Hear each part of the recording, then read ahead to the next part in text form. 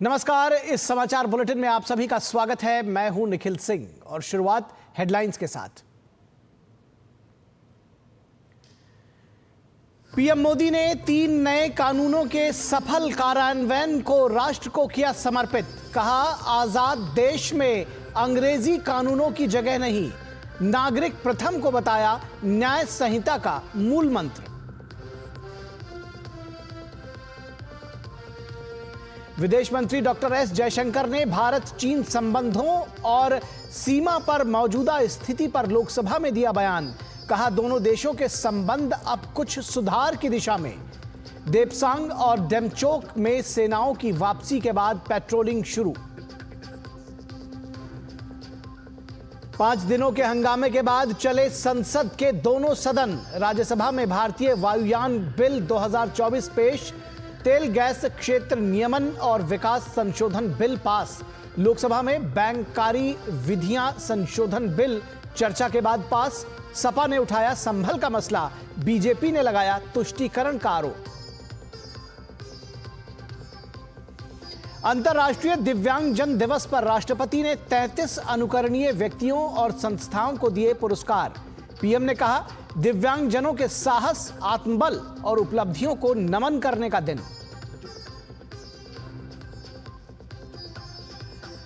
और दक्षिण कोरिया में लगा मार्शल लॉ। राष्ट्रपति यू सुंग येओल ने कहा, कम्युनिस्ट ताकतों से देश को बचाने के लिए उठाना पड़ा कदम। विपक्षी डेमोक्रेटिक पार्टी ने मार्शल लॉ का किया विरोध। और आइए खबरों को विस्तार से देखते हैं। प्रधानमंत्री नरेंद्र मोदी ने कहा है कि नए आपराधिक कानूनों का लागू होना उन आदर्शों को पूरा करने की दिशा में एक ठोस कदम है जिनकी परिकल्पना हमारे संविधान में की गई थी। प्रधानमंत्री ने कहा कि ये नए कानून भारत को औपनिवेशिक मानसिकता से मुक्त करेंगे। पीएम मोदी ने चंडीगढ़ में नए आपराधिक कानूनों के सफल कार्यान्वयन के लिए पंजाब और हरियाणा उच्च न्यायालय के वकीलों और चंडीगढ़ बार काउंसिल के सदस्यों के प्रति भी आभार व्यक्त किया। उन्होंने इस दौरान एक प्रदर्शनी का भी अवलोकन किया।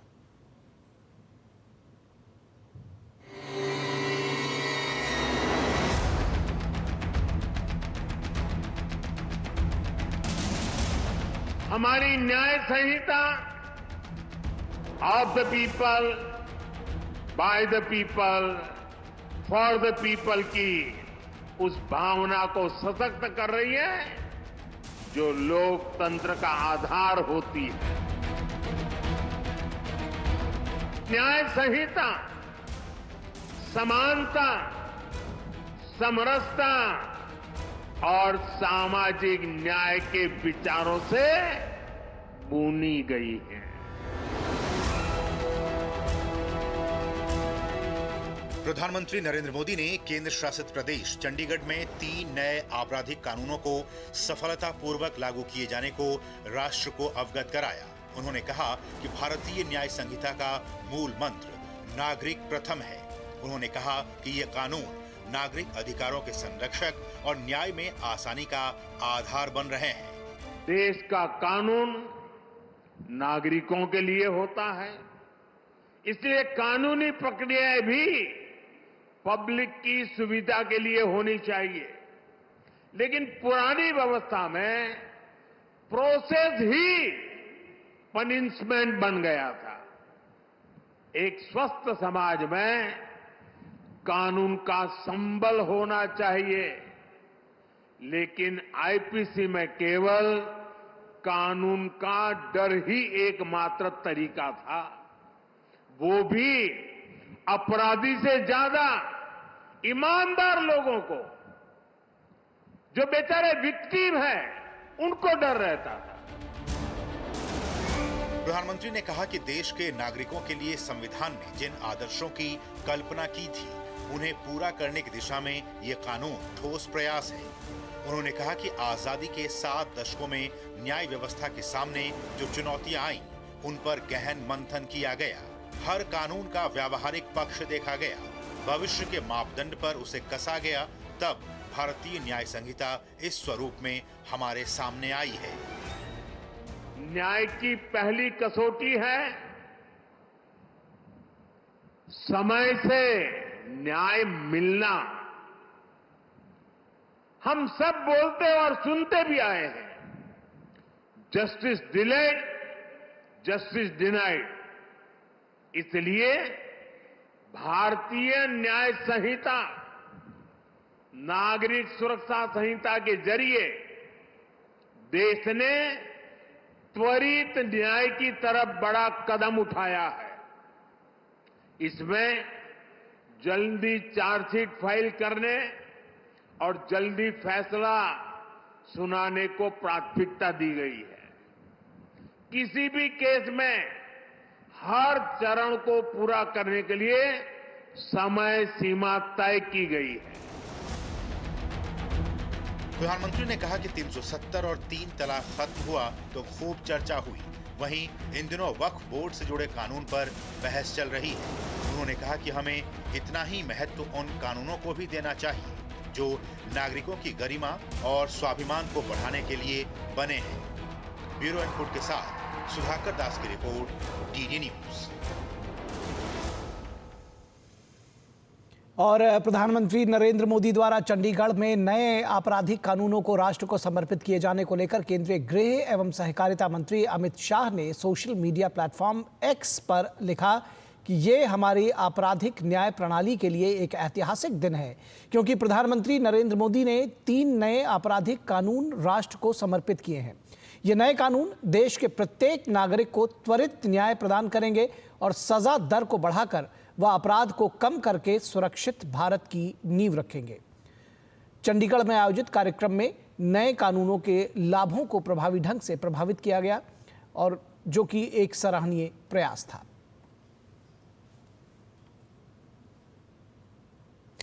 प्रधानमंत्री नरेंद्र मोदी ने चंडीगढ़ में 3 नए आपराधिक कानूनों को राष्ट्र को समर्पित किया। कानूनी विशेषज्ञों का मानना है कि ये नए कानून विकसित भारत की दिशा में अहम कदम है। इन कानूनों का मकसद जनता को न्याय दिलवाना है। 3 लॉज की आज इंपॉर्टेंस मोदी जी ने भी बताई। पहले तो विक्टिम में कंपनसेशन का, पहले कंपनसेशन की कोई प्रोविजन नहीं थी, उसको दावा एक्स्ट्रा डालना पड़ता था। अब अक्यूज अगर कोई नुकसान करता है विक्टिम का, उसकी प्रॉपर्टी अटैच हो सकती है, सब कुछ हो सकता है। दूसरा, हम नॉर्मल सुनते हैं कि जी ट्रायल बहुत लंबा चलता है, ट्रायल को हम नॉर्मली 1 महीने में या 1 साल के अंदर कह देते हैं, इसमें स्टेज वाइज रखा है। तीसरा, स्टेटमेंट्स को वीडियोग्राफ करना, थाने में बुलाना, वुमेन को बुलाना, बच्चों को बुलाना, सीनियर सिटीजन्स को बुलाना, कुछ तरह के ऑफेंसेस के लिए प्रोहिबिट कर दिया। अब ऐसा मेथड आ गया कि FIR 0 FIR इमीडिएटली दर्ज होगी। आज माननीय प्रधानमंत्री जी ने चंडीगढ़ में जो तीनों कानून देश को समर्पित किए हैं, उन्होंने अपने संक्षिप्त भाषण में बहुत विस्तार के साथ इसके बारे में प्रकाश डाला है। अंग्रेजों की दास्ता को समाप्त करते हुए अपने लोगों द्वारा, अपनी संसद द्वारा नए कानून बनाए गए हैं। कानून क्या हैं, क्यों बनाए गए हैं, किस लिए बनाए गए हैं, बहुत ही विस्तार से उन्होंने उसकी व्याख्या की है। अपनापन है, अपने कानून है, अपने लोगों के लिए है। लोगों के लिए दंड प्रक्रिया नहीं है, सजा देने के लिए नहीं है, न्याय देने के लिए है। पुराने कानून, एक गुलामी वाले कानून कहें, कांग्रेस के राज से वो चल रहे थे और उससे भी पहले के, आज इन्होंने ये 3 कानून नए सक्सेसफुल इम्प्लीमेंटेशन ये पूरे स्टार्ट कर दिए हैं। यहाँ इसकी इम्प्लीमेंटेशन स्टार्ट हो चुकी है। आज मोदी जी ने भी बोला, डिले जस्टिस, डिनाइड जस्टिस। ये एक देश में बहुत तगड़ी क्रांति है आम बंदे के लिए, क्योंकि मैं देश का आम बंदा हूँ। एक गांव की स्थिति देखिए, बंदा FIR कराने के लिए भी डरता था, थाने में जाने से डरते थे, लेकिन इनके आने से हमें टाइम पे सारा जस्टिस प्रोवाइड होगा। आज हमारे आज़ाद देश में लगभग कई वर्षों बाद, जब हम इतने सालों के बाद हमारी आज़ादी के, मोदी जी का ये प्रयास कि हमारे देश की पार्लियामेंट हमारे देश के नागरिकों के लिए कानून बनाए, और ये कानून जब बने थे, अब चंडीगढ़ ऐसा बना है जिसमें ये पूरी तरीके से इम्प्लीमेंट हो गए हैं। चंडीगढ़ में अक्टूबर एंड में 2 FIR रजिस्टर हुई, जिसका पिछले 2-3 दिनों, आज के पेपरों में भी छपा है कि 2-3 दिन पहले उनकी जो जजमेंट भी 45 दिनों के अंदर प्रोनाउंस होगी। तो ये एक स्पष्ट रूप से इस चीज़ को दर्शाता है कि किस प्रकार से जो है ये कानून बिना डिले के लोगों को न्याय दे रहे हैं। केंद्र सरकार 3 नए क्रिमिनल लॉज कानून लाई है, बहुत ही लाभदायक हैं। तीनों की बहुत आवश्यकता थी बहुत लंबे समय से। आज की परिस्थिति के अनुसार आज की जो रिक्वायरमेंट है, जैसे कोर्ट्स के अंदर या जैसा आज कानून व्यवस्था है, उसके अकॉर्डिंगली ये कानून बनाए गए हैं। जो पुराने ये तीनों कानून थे, सीआरपीसी, आईपीसी और इंडियन एविडेंस एक्ट, ये अंग्रेज़ों के द्वारा उनकी पार्लियामेंट, जो वहाँ की उनकी जो भी उस समय की जो उनकी गवर्नमेंट थी, उन्होंने ये बनाए थे अपने अनुसार, यानी कि अपने आप को सेफगार्ड करने के लिए। कानून तो पहले भी लागू थे, पर जो अब होम मिनिस्टर साहब ने नए कानून जो लागू किए हैं हमारे देश के अंदर, ये बहुत ही फ़ायदेमंद कानून लागू हुए हैं, जिससे लोगों को बड़ी राहत मिलेगी और क्रिमिनल्स जल्दी पकड़े जाएंगे। और जिस तरीके से इन्होंने अब इन कानून के अंदर जो चीज़ें अब चलाई हैं कि भी फटाफट किस तरीके से हम क्रिमिनल को पकड़ सकते हैं, तो वो काफ़ी हमारे देश के लिए बहुत ही बेनिफिट चीज़ें हैं। अंग्रेजों के ज़माने की ये कानून थे, जिसमें कि कहीं ना कहीं गुलामी की मानसिकता जो है झलकती थी। इस मानसिकता को दूर करने के लिहाज से सरकार ने एक महत्वपूर्ण कदम उठाया।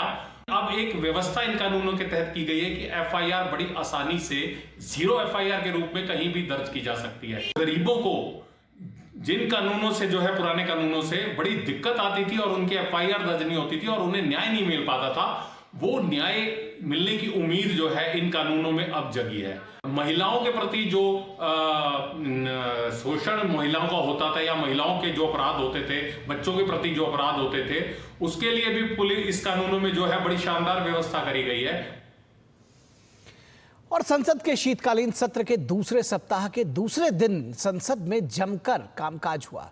सोमवार को सरकार और विपक्षी दलों में दोनों सदनों की कार्यवाही को सुचारू रूप से चलाने की सहमति बनी थी, जिसके बाद मंगलवार को दोनों ही सदनों में कई अहम विधेयक पेश किए गए तो कुछ पास भी किए गए। शीतकालीन सत्र में गतिरोध आखिरकार खत्म ही हो गया। मंगलवार को संसद के दोनों सदनों में जमकर कामकाज देखने को मिला। दोनों सदनों में प्रश्नकाल पूरा चला और कई अहम सवालों के उत्तर संबंधित मंत्रियों ने दिए। लोकसभा में एक सवाल के जवाब में कृषि मंत्री शिवराज सिंह चौहान ने कहा कि पश्चिम बंगाल सरकार ने पीएम आवास योजना का नाम बदलने का अपराध किया है। केंद्रीय मंत्री ने अपात्रों को भी योजना का लाभ देने का आरोप राज्य की ममता सरकार पर लगाया। पश्चिम बंगाल ने, माननीय अध्यक्ष महोदय, बड़े बड़े कामों को छोटा करके कुछ निश्चित लोगों को लाभ पहुंचाने का अपराध पश्चिम बंगाल की सरकार ने। इस योजना के अंतर्गत अपात्रों को पात्र कर दिया गया और पात्रों को अपात्र कर दिया गया। ये प्रमाणित हुआ है, ये सिद्ध हुआ है। ग्रामीण विकास की योजनाओं के नाम बदल दिए, नाम बदला नहीं जा सकता। प्रधानमंत्री आवास योजना का नाम बदल के अपना नाम इन्होंने रखने का अपराध किया है।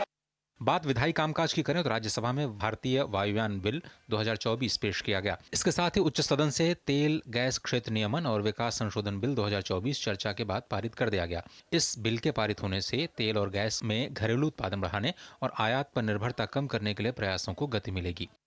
When we did 10% blending, sir, we saved 91,000 crore और वो 91,000 crore हमारे किसान भाइयों को गया। So in fact, the ऊर्जा scene has also contributed to our agricultural sector और जब हम 20% ये blending करने जा रहे हैं बहुत जल्दी, this figure will be even higher. Sir, green hydrogen is another story and green hydrogen success, that is a fuel of the future.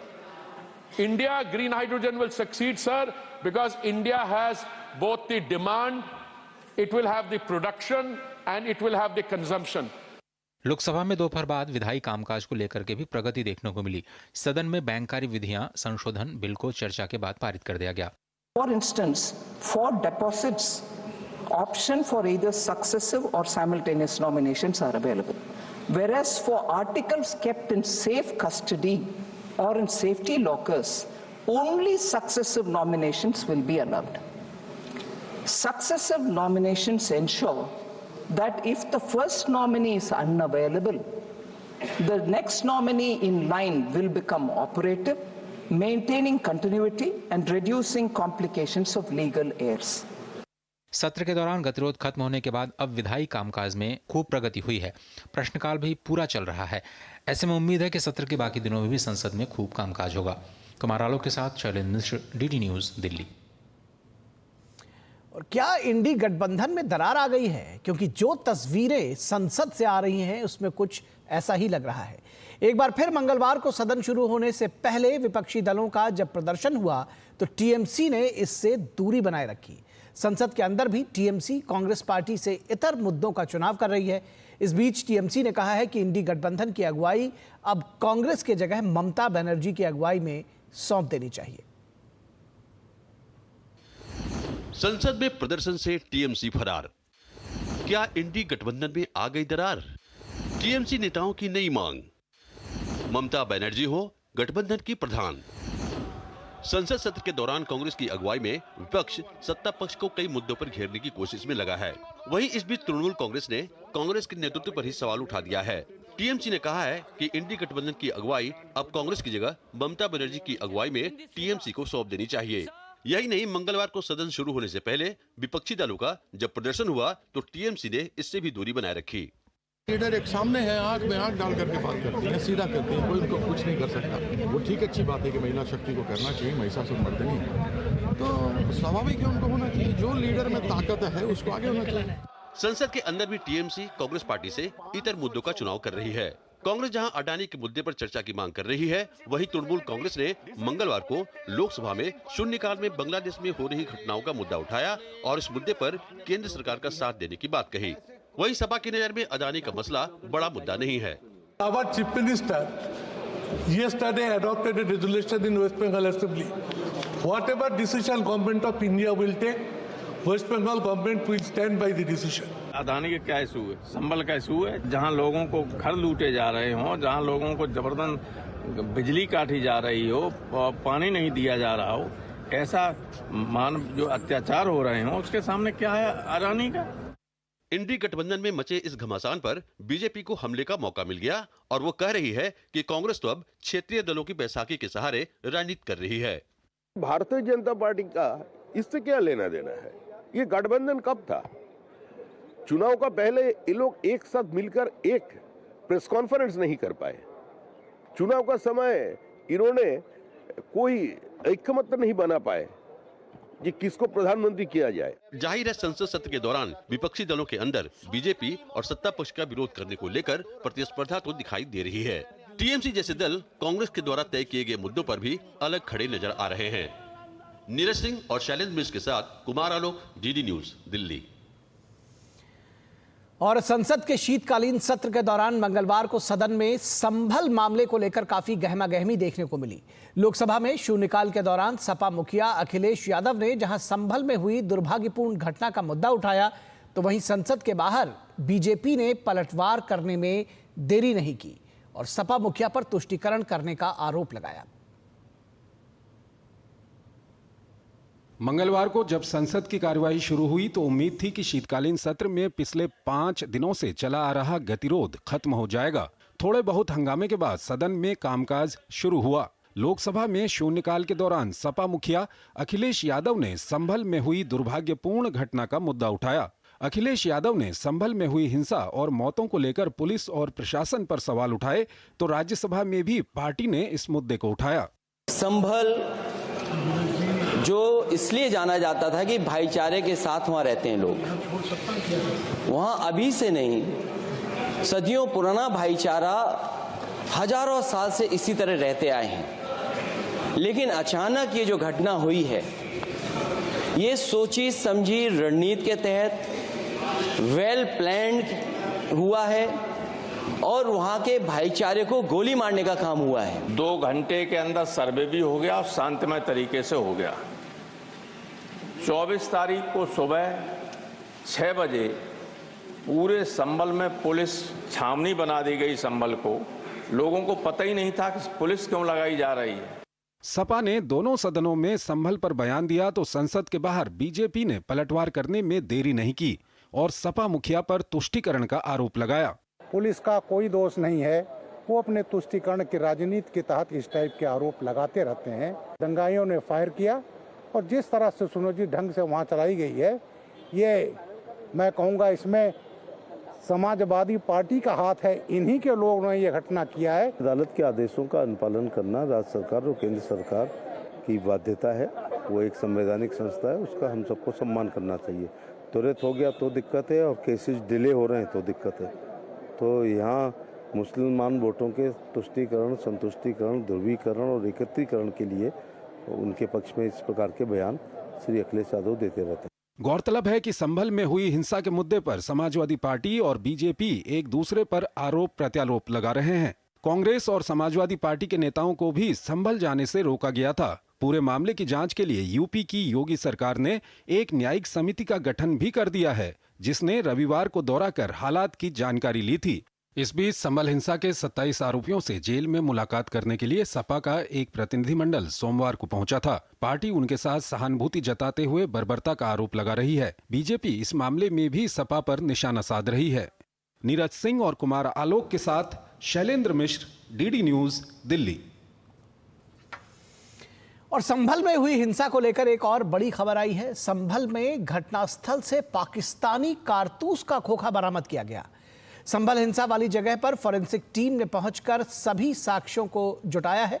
Search operation में अफसरों की टीम को मौके से मिले पाकिस्तान ऑर्डिनेंस फैक्ट्री के 9 mm का एक मिस फायर और एक खोखा और इसके अलावा 12 बोर के 2 खोखे और 32 बोर के 2 खोखे बरामद किए गए। अधिकारी अभी भी सर्च ऑपरेशन में जुटे हुए हैं।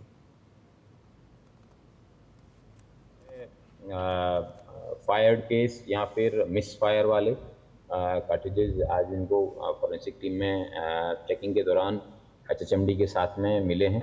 इसमें नगर निगम की भी टीम जो है वो मौजूद थी। आप में से कुछ मीडिया बंधु भी हैं, वो भी शायद मौजूद थे। और इन सब के बीच में एक चौंकाने वाले कुछ तथ्य सामने आए हैं। जो POF पाकिस्तान ऑर्डिनेंस फैक्ट्री के जो असले हैं वो बिल्कुल दर्शाता है कि ये बहुत ही सीरियस मैटर है।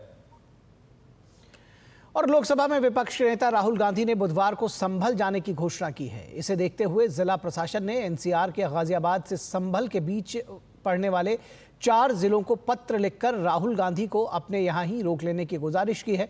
संभल डीएम ने पड़ोसी जिलों बुलंदशहर, अमरोहा, गाजियाबाद और गौतम बुद्ध नगर के अफसरों को पत्र लिखकर राहुल गांधी को अपने जिलों की सीमा पर रोकने का अनुरोध किया है। संभल डीएम ने कहा है कि जिले में भारतीय न्याय संहिता की धारा 163 लागू होने के कारण बाहर से किसी भी व्यक्ति को प्रवेश नहीं करने दिया जाएगा। वहीं राहुल गांधी की संभल यात्रा पर संभल एसपी ने राहुल गांधी की यात्रा को लेकर चिंता जताई है। उन्होंने कहा कि सभी जनप्रतिनिधियों को 10 दिसंबर तक संभल न आने को कहा गया है। उन्होंने कहा है कि संबंध में जनप्रतिनिधियों को संदेश भेजने की बात कही। माननीय जनप्रतिनिधि है, उनसे अनुरोध किया गया है कि 10 तारीख तक वो जनपद संभल ना आए तो अच्छा रहेगा। इसके लिए उनको संदेश भी पहुंचाया गया है और 163 BNSS जो जनपद संभल में लागू है उसके बारे में अवगत कराया गया है। मैं उम्मीद करता हूं कि वो संभल की जो शांति व्यवस्था है उसको मेंटेन करने में हम लोगों का सहयोग करेंगे। और राहुल गांधी के संभल जाने की घोषणा के बाद सियासत तेज हो गई है। भाजपा प्रवक्ता शहजाद पूनावाला ने कहा है कि कांग्रेस और सपा के बीच प्रतियोगिता चल रही है कि कौन वोट बैंक का सबसे बड़ा भाईजान है। उनका कहना है कि राहुल गांधी दंगाइयों को सांत्वना देने के लिए संभल जा रहे हैं। कांग्रेस और समाजवादी पार्टी दोनों में कंपटीशन चल रहा है कि कौन बनेगा सबसे बड़ा वोट बैंक का भाईजान। इसीलिए समाजवादी पार्टी पार्लियामेंट में कुछ बयान देती है तो कांग्रेस पार्टी वहां पर जाकर दंगाइयों से मिलने का प्रयास कर रही है, दंगाइयों के लिए सद्भावना व्यक्त कर रही है। राम गोपाल मिश्र के लिए ना कांग्रेस ने कुछ बोला ना समाजवादी पार्टी ने। वहीं यूपी की योगी सरकार में राज्य मंत्री नितिन अग्रवाल ने भी राहुल गांधी के संभल दौरे को लेकर उन पर निशाना साधा है। नितिन अग्रवाल ने कहा कि संभल में सामान्य हो रही स्थिति को कांग्रेस और समाजवादी पार्टी के नेता बिगाड़ना चाहते हैं। जिस तरीके से विपक्ष का रवैया मुझे देखने को मिल रहा है, चाहे वो समाजवादी पार्टी के नेता हों चाहे वो कांग्रेस पार्टी के नेता हों, वो लगातार वहाँ पे स्थिति को असामान्य बनाने की अपने प्रयास कर रहे हैं, कोशिश कर रहे हैं। अभी हाल ही में कांग्रेस पार्टी के पूर्व अध्यक्ष और नेता प्रतिपक्ष श्री राहुल गांधी जी संभल जाने की जो उन्होंने घोषणा करी है, मुझे लगता है कि वो शायद वहाँ पे जो शांति व्यवस्था बहाल हुई है उसे बिगाड़ने का प्रयास कर रहे हैं। और अंतर्राष्ट्रीय दिव्यांगजन दिवस 2024 के मौके पर राष्ट्रपति द्रौपदी मुर्मू ने दिव्यांगता क्षेत्र में असाधारण कार्यों के लिए 33 अनुकरणीय व्यक्तियों और संस्थाओं को पुरस्कार प्रदान किए। इस अवसर पर राष्ट्रपति ने दिव्यांगजनों के जीवन को समृद्ध बनाने के उद्देश्य से सरकार की 16 परिवर्तनकारी पहलों का अनावरण भी किया। देखिए हमारे संवाददाता गिरीश निशाना की ये विशेष रिपोर्ट। अंतर्राष्ट्रीय दिव्यांगजन दिवस 2024 के मौके पर राष्ट्रपति द्रौपदी मुर्मू ने मंगलवार को दिल्ली के विज्ञान भवन में 33 अनुकरणीय व्यक्तियों और संस्थाओं को दिव्यांगजनों के सशक्तिकरण के लिए राष्ट्रीय पुरस्कार 2024 प्रदान किए। इसमें 22 व्यक्तियों और 11 संस्थानों को ये पुरस्कार प्रदान किया गया। इस पुरस्कार वितरण समारोह में केंद्रीय सामाजिक न्याय और अधिकारिता मंत्री डॉक्टर वीरेंद्र कुमार और सचिव राजेश अग्रवाल भी मौजूद थे। राष्ट्रपति ने सभी पुरस्कार विजेताओं को बधाई दी और कहा कि इन पुरस्कारों का दूरगामी सामाजिक महत्व है। इनका अनुकरण करके अन्य व्यक्ति और संस्थाएं दिव्यांग व्यक्तियों को सशक्त बनाने की दिशा में आगे बढ़ सकती हैं। उन्होंने कहा कि पूरी मानवता को दिव्यांगजनों को सहज और समान महसूस कराना चाहिए। इन पुरस्कारों को बहुत व्यापक सामाजिक महत्व है। आज के पुरस्कार विजेता समाज के सामने रोल मॉडल के रूप में प्रतिष्ठित हो रहे हैं। इनका अनुकरण करके अन्य व्यक्ति और संस्थान दिव्यांगजनों के सशक्तिकरण की दिशा में आगे बढ़ सकते हैं।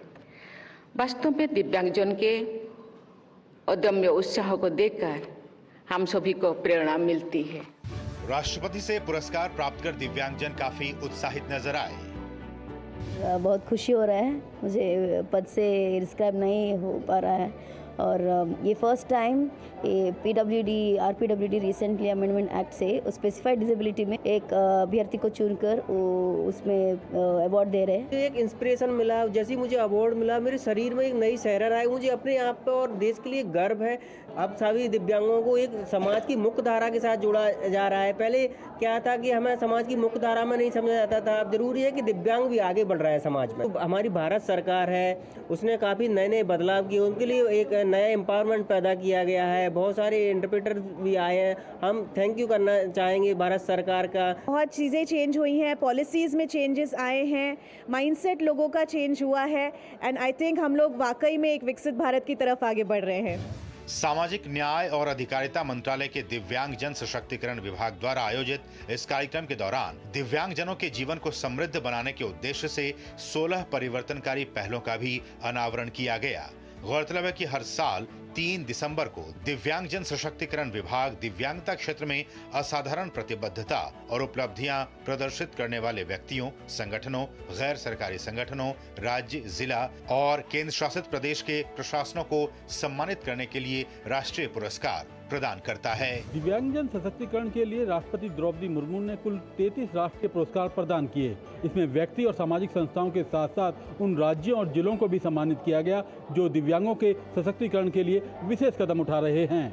कैमरामैन सौरभ बख्शी और मेरे सहयोगी विभव राय के साथ गिरीश निशाना, डीडी न्यूज, दिल्ली।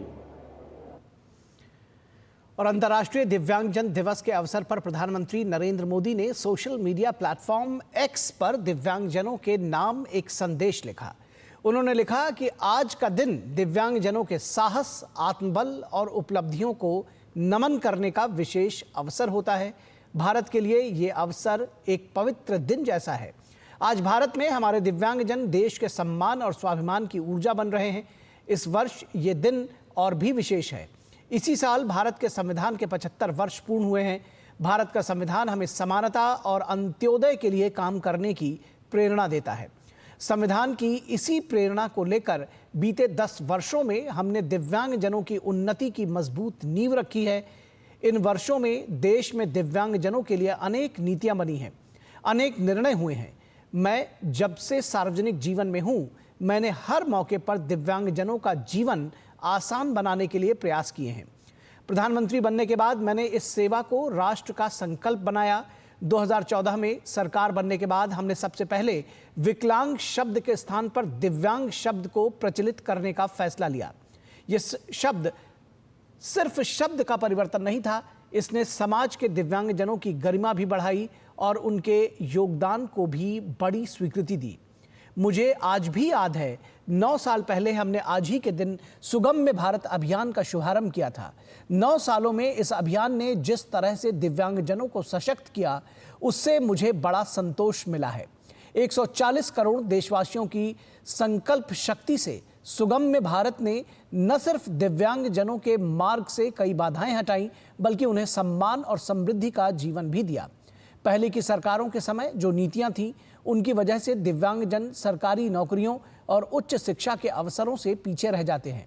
हमने वो स्थितियां बदली, आरक्षण की व्यवस्था को नया रूप मिला। 10 वर्षों में दिव्यांगजन के कल्याण के लिए खर्च होने वाली राशि को भी 3 गुना किया गया। पैरालंपिक में हमारे खिलाड़ियों ने देश को जो सम्मान दिलाया है, वो इसी ऊर्जा का प्रतीक है। ये ऊर्जा राष्ट्र ऊर्जा बने, इसके लिए हमने दिव्यांग साथियों को स्किल से जोड़ा है, ताकि उनकी ऊर्जा राष्ट्र की प्रगति की सहायक बन सके। हमने पर्सन्स विद डिसेबिलिटीज एक्ट को भी इसी भाव से लागू किया। इस ऐतिहासिक कानून में डिसेबिलिटी के डेफिनेशन की कैटेगरी को भी 7 से बढ़ाकर 21 किया गया। पहली बार हमारे एसिड अटैक सर्वाइवर्स भी इसमें शामिल किए गए। आज ये कानून दिव्यांगजनों के सशक्त जीवन का माध्यम बन रहा है। इन कानूनों ने दिव्यांगजनों के प्रति समाज की धारणा बदली है। हमें ये देखकर भी गर्व होता है कि उनकी उपलब्धियां कैसे हमारे समाज के संकल्पों को नया आकार दे रही हैं। मैं पूरे विश्वास से कहता हूं कि 2047 में जब हम स्वतंत्रता का 100वां उत्सव मनाएंगे, तो हमारे दिव्यांग साथी पूरे विश्व का प्रेरणा पुंज बने दिखाई देंगे।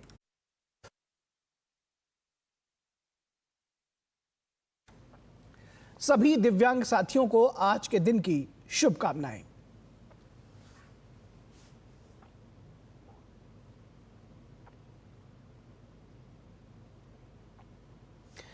और भारत का 57वां टाइगर रिजर्व मध्य प्रदेश के रातपानी टाइगर रिजर्व बन गया है। ये जानकारी केंद्रीय वन एवं पर्यावरण मंत्री भूपेंद्र यादव ने दी है। Ratapani sanctuary tiger reserve buffer area घोषित होने से मध्य प्रदेश अब वास्तविक रूप में टाइगर स्टेट बन गया है। मध्य प्रदेश के लिए ये बहुत बड़ी सौगात है। केंद्र सरकार के अनुमोदन के बाद रातापानी मध्य प्रदेश का 8वां टाइगर रिजर्व क्षेत्र घोषित किया गया है। मुख्यमंत्री डॉक्टर मोहन यादव ने प्रधानमंत्री नरेंद्र मोदी को धन्यवाद देते हुए कहा कि उन्होंने वन्य जीवों के संरक्षण एवं संवर्धन के लिए मध्य प्रदेश को हमेशा प्राथमिकता दी है, जिसके परिणाम स्वरूप श्योपुर के कूनों में चीते और उसके बाद रातापानी को टाइगर बफर क्षेत्र का अनुमोदन मिला है। इसमें एक नया टाइगर रिजर्व पार्क मिला है। रातापानी लगभग 16-17 साल से एक प्रकरण उलझा हुआ था। हमारी सरकार ने इसका निराकरण किया। मुझे इस बात का संतोष है। भविष्य रातापानी अभयारण्य के साथ ही ये देश का ऐसा अभयारण्य हुआ है जो देश की किसी भी राजधानी के सबसे नज़दीक है। मैं यशस्वी प्रधानमंत्री को धन्यवाद देना चाहूँगा, जिन्होंने हमारे प्रस्ताव को ये 8वां हमारा टाइगर अभयारण्य बना है। और भारत में बाघों की बढ़ती आबादी पर पीएम मोदी ने खुशी व्यक्त की है। सोशल मीडिया प्लेटफॉर्म एक्स पर शेयर किए गए एक पोस्ट में पीएम मोदी ने लिखा, पर्यावरण से लगाव रखने वाले तमाम लोगों के लिए खुशखबरी है। सामूहिक प्रयासों की बदौलत भारत में बाघों की आबादी समय के साथ साथ बढ़ रही है। मुझे यकीन है कि आने वाले समय में भी ये सकारात्मक प्रवृत्ति जारी रहेगी। और बांग्लादेश में हो रहे हिंदू अत्याचार और हमलों के विरोध में मंगलवार को फिर से देश के कई शहरों में प्रदर्शन हुए और रैलियां निकाली गई। लोगों ने कहा कि जिस तरह से बांग्लादेशी हिंदुओं पर अत्याचार कर रहे हैं, ये बर्दाश्त नहीं किया जाएगा। बांग्लादेश में हिंदुओं पर हो रहे अत्याचार के खिलाफ देश भर में आक्रोश है, जिसके चलते देश के कई इलाकों में लोग धरना प्रदर्शन करके अपना विरोध व्यक्त कर रहे हैं। मंगलवार को दिल्ली में संयुक्त राष्ट्र कार्यालय के बाहर विरोध प्रदर्शन हुआ। हिंदू सुरक्षा सेवा ट्रस्ट ने दिल्ली के संयुक्त राष्ट्र कार्यालय पर धरना प्रदर्शन किया। अयोध्या के हनुमानगढ़ी के महंत राजू दास ने भारत में संयुक्त राष्ट्र के रेजिडेंट कोऑर्डिनेटर शोम्बी शार्प के नाम एक ज्ञापन सौंपा। इस मौके पर महंत राजू दास ने संयुक्त राष्ट्र से बांग्लादेश में हिंदुओं की सुरक्षा सुनिश्चित करने का आग्रह किया। आज सिर्फ एक ही प्रदर्शन है, वहाँ के हिंदुओं की रक्षा हो, जिस प्रकार से वहाँ की हिंदुओं की निर्मम हत्या किया जा रहा है, इसके नाते आज हिंदू सुरक्षा सेवा ट्रस्ट के तत्वाधान में सभी साधु संत एकत्रित हुए हैं। बांग्लादेश में इस्लामिक कट्टरपंथियों की धमकी की वजह से कोई भी वकील सन्यासी चिन्मय कृष्णदास ब्रह्मचारी का प्रतिनिधित्व करने के लिए आगे नहीं आया, जिससे उनकी जमानत पर सुनवाई नहीं हो सकी और अब इस पर 1 महीने बाद फैसला होगा। वो अल्पसंख्यक अधिकारों के लिए लड़ रहे थे और राजद्रोह के आरोप में जेल में बंद हुए। इससे पहले इस्लामिक कट्टरपंथियों ने चिन्मय प्रभु के वकील रमेन रॉय को उनके घर पर ही निशाना बनाया था। वो अस्पताल की आईसीयू में जिंदगी के लिए जद्दोजहद कर रहे हैं। उनके जो पिछले वकील थे रमेन रॉय, उनके ऊपर लास्ट वीक में जो हमला हुआ था तो वो बहुत ही सीरियस अवस्था में है, आईसीयू में है। तो हम ये भी रिक्वेस्ट करते हैं बांग्लादेश गवर्नमेंट से कि जो भी चिन्मय कृष्ण प्रभु के एडवोकेट हैं या उनको डिफेंड करने के लिए आ रहे हैं, उनको सुरक्षा प्रदान की जाए। इस बीच वाराणसी में भी बीजेपी के कार्यकर्ताओं ने सड़क पर पदयात्रा रैली निकालकर जबरदस्त विरोध प्रदर्शन किया। कार्यकर्ताओं ने कहा कि जिस तरह से बांग्लादेशी हिंदुओं पर अत्याचार कर रहे हैं, ये बर्दाश्त नहीं किया जाएगा। हम वहाँ पर अल्पसंख्यक हैं, तो अल्पसंख्यकों के साथ वहाँ पर सरकार नहीं ध्यान दे रही है और इस प्रकार से अत्याचार हो रहा है जिसकी कोई सीमा नहीं और पूरा विश्व देख रहा है। इंडिया गठबंधन के सारे नेता देख रहे हैं लेकिन किसी की आवाज़ नहीं निकल रही है। एक मौलवी के साथ अगर यहाँ थोड़ा सा कुछ हो जाए फिर देखो आग लग जाती है। अब बांग्लादेश को चेतावनी दी जा रही है कि अगर तुम नहीं मानोगे तो बाद में पछताओगे, क्योंकि हमारे ही अंग हो। तो निश्चित तौर पर हमारे हिंदू जो रहते हैं यहाँ पर बांग्लादेश रहते हैं उनका सम्मान किया जाता है, तो वहाँ पर अगर हिंदू हैं तो उनका सम्मान करो। बांग्लादेश में सभी भारतीय टेलीविजन चैनलों के प्रसारण को निलंबित करने की मांग करते हुए वहीं के उच्च न्यायालय में एक याचिका दायर की गई है। यूनाइटेड न्यूज ऑफ बांग्लादेश की रिपोर्ट के अनुसार सुप्रीम कोर्ट के एक वकील ने याचिका दायर की है, जिसमें सूचना सचिव, गृह सचिव और बांग्लादेश दूरसंचार नियामक आयोग को उत्तरदाताओं के रूप में नामित किया गया। Bureau report, DD news. चिड़ियाघरों की सुंदरता में सुधार लाने, जानवरों को स्वस्थ रखने, उन्हें बेहतर भोजन और स्वच्छ पेयजल जैसी सुविधाएं मुहैया कराने के लिए केंद्र सरकार लगातार प्रयासरत है। इसी कड़ी में दिल्ली चिड़ियाघर में जलीय जीवों को निरोगी बनाए रखने के लिए पानी की सफाई और शुद्धिकरण के लिए नैनो बबल प्रौद्योगिकी की शुरुआत की गई। केंद्रीय वन, पर्यावरण एवं जलवायु परिवर्तन राज्य मंत्री कीर्तिवर्धन सिंह ने नैनो बबल प्रौद्योगिकी का शुभारंभ किया। इसके माध्यम से गंदे तालाब के पानी को स्वच्छ बनाया जा सकेगा। तालाब के पानी में गंदगी और काई आदि जमा हो जाती है, जिसे दूर करने में ये टेक्नोलॉजी मदद करेगी। इसे प्रयोग के तौर पर शुरू किया गया है। और आर्थिक मामलों के सचिव अजय सेठ ने कहा है कि साल की दूसरी छमाही में विकास दर बेहतर हो सकती है। संवाददाताओं के साथ अनौपचारिक बातचीत में उन्होंने कहा कि दूसरी तिमाही में 5.4% की जीडीपी वृद्धि अनुमान से कम है, लेकिन दूसरी छमाही बेहतर रहने का अनुमान है।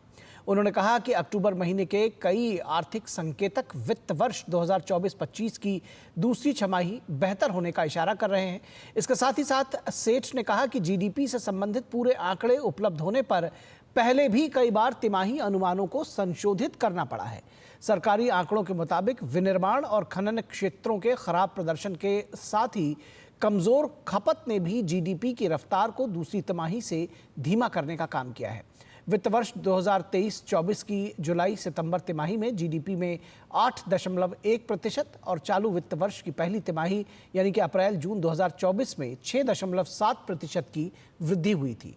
आर्थिक समीक्षा के अनुसार इसमें अनुमान लगाया गया था कि देश की जीडीपी चालू वित्त वर्ष में 6.5 से 7% की दर से बढ़ेगी। वित्त वर्ष 2023-24 में जीडीपी वृद्धि दर 8.2% के उच्च स्तर पर रही थी। और विश्व शतरंज चैंपियनशिप में डी गुकेश और डिंग लिरेन के बीच 7वें दौर का मुकाबला ड्रॉ रहा। 7वें दौर में रोमांचक खेल देखने को मिला। एक वक्त गुकेश मुकाबले में आगे चल रहे थे, लेकिन वे एक गलती कर बैठे, जिसके बाद लिरेन वापसी करने में कामयाब रहे। 7वें दौर का मैच 5 घंटे और 72 चाल के बाद ड्रॉ हुआ। 7 दौर के बाद दोनों खिलाड़ियों के खाते में बराबर 3.5 अंक हैं। और देश के सार्वजनिक प्रसारक प्रसार भारती ने ओटीटी प्लेटफॉर्म के क्षेत्र में कदम रखते हुए हाल ही में वेव्स की शुरुआत की है। ये डिजिटल मीडिया और OTT दर्शकों को एक संपूर्ण इंफोटेनमेंट इकोसिस्टम देता है। अगर आपको भी चाहिए फ्री में शानदार कंटेंट, तो आज ही डाउनलोड करें। QR कोड के जरिए भी वेव्स ऐप डाउनलोड किया जा सकता है। तो इस समाचार बुलेटिन में बस इतना ही। हमारी पूरी टीम को दीजिए इजाजत। नमस्कार।